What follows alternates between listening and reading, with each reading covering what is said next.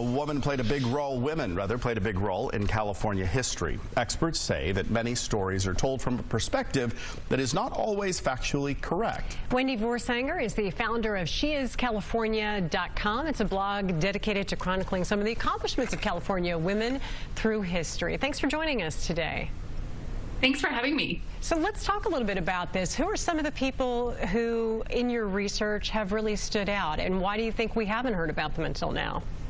Well, fascinatingly enough, we all learn about California history in 4th grade, and very little is discussed about women and women's roles in helping build our state.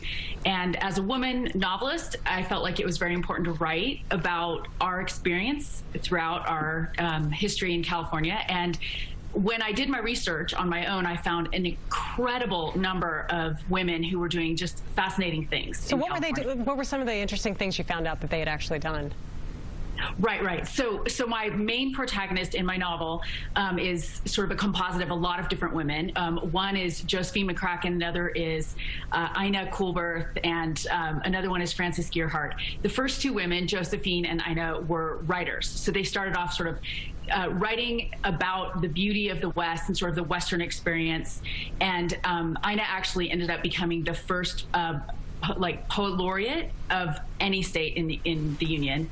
And Frances Gearhart was a printmaker, and she ended up becoming eventually an environmentalist, and she helped save Big Basin Redwood State Park from being developed. That's really, I noticed in we just put up a graphic of Ina, and one of the roles she had was as librarian, which if you look at the history of libraries in this country, was one of the ways that the more educated women really were able to share knowledge with other women.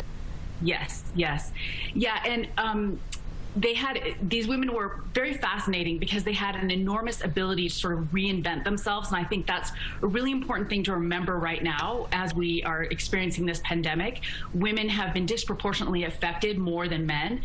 I think the number is something like 800,000 women have, and in California, women have historically had an enormous ability to sort of reinvent themselves based on laws that were given to us in 1850. We have enormous stamina and strength to sort of get through these difficult times. Where does that stereotype, when you think back to those days and women in the 1850s, 1840s, as the damsel in distress? Because that's not at all what the case was, right?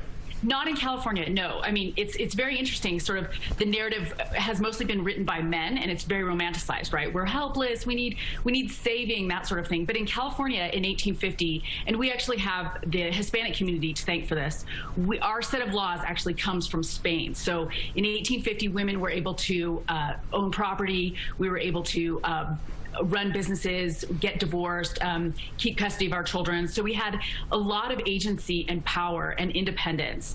And that was the foundation of sort of women in California today.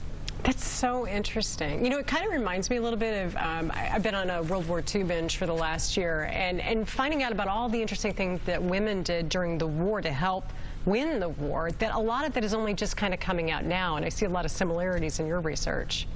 Right. We need more women storytellers, that's for sure. And in California, what's fascinating is there's so many diverse women. I have one woman in my book.